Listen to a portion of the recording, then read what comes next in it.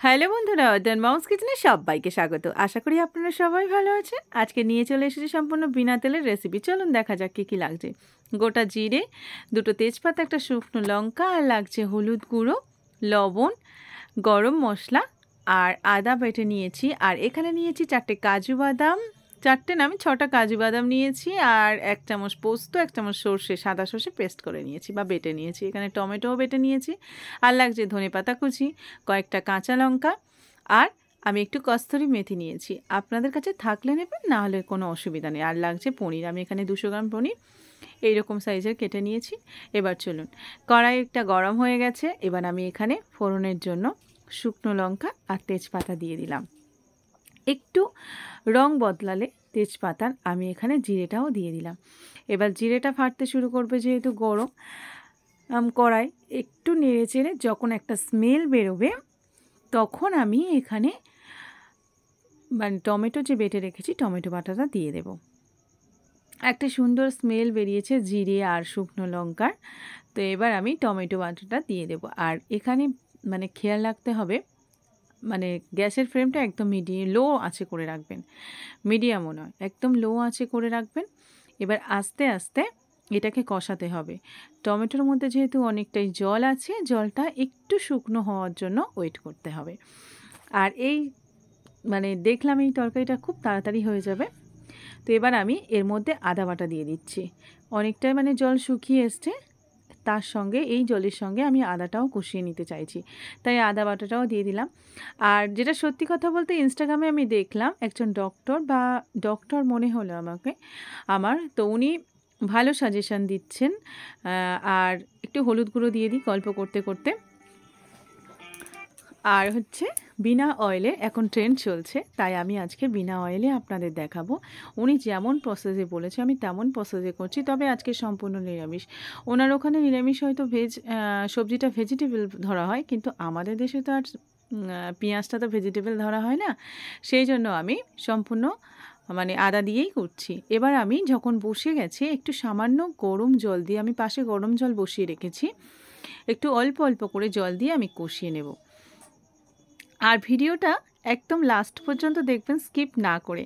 আমি বলবো কেমন হয়েছে আর কি দিয়ে খেতে এটা বেশি ভালো হয় সেটাও আমি বলে দেব, তবে ভিডিওটা স্কিপ করবেন না প্লিজ, আমার অনুরোধ রইল, এটা লাস্ট পর্যন্ত দেখবেন। এবার এইভাবে অল্প অল্প করে জল দিয়ে আপনাদের কষিয়ে নিতে হবে।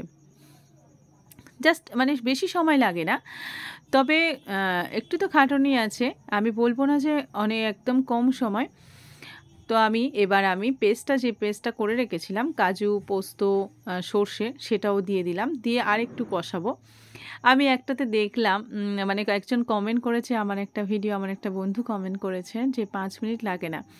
হ্যাঁ, জোগাড় থাকলে, যদি সবজি কাটা থাকে বা সব কিছু থাকে, আর স্টুটা সত্যি 5 মিনিটে হয়ে যায়। আপনি বসানো পর্যন্ত, আমি একদম টোটাল বলছি না, সবজি কাটাগুলো করতে গেলে তো অনেক সময় লাগে। একজনের জন্যে আমার মনে হয় 5 মিনিটে গ্যাসে থেকে শুরু করলে, গ্যাসে বসানো থেকে শুরু করলে হয়ে যাবে।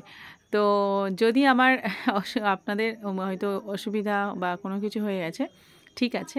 আর বন্ধু হিসাবে ভুল ধরিয়ে দেওয়া বা কোনো অসুবিধা যদি হয়ে থাকে, অবশ্যই আমাকে বলবেন, তবে না আমি নিজেকে শুধরে নিতে পারবো। আমি কিন্তু এটা বারবার বলি। আর পাশে থাকবেন, এইভাবে আমাকে এগিয়ে যাওয়ার জন্য সাহায্য করবেন, এটা আমার কাছে অনেক বড় ব্যাপার। একটু সামান্য লবণ দিয়ে দিলাম। এবার লবণ দিয়ে আমি গরম মশলাটাও দিয়ে দেবো এই সময়। আপনারা যদি আর বন্ধুরা, অবশ্যই ভিডিওটা ভালো লাগলে একটা লাইক আর সাবস্ক্রাইব করতে ভুলবেন না। পাশে থাকা বেল আইকনটি প্রেস করে রাখবেন, কারণ নতুন কোনো ভিডিও আপলোড দিলে সবার আগে আপনার কাছে নোটিফিকেশান যাবে।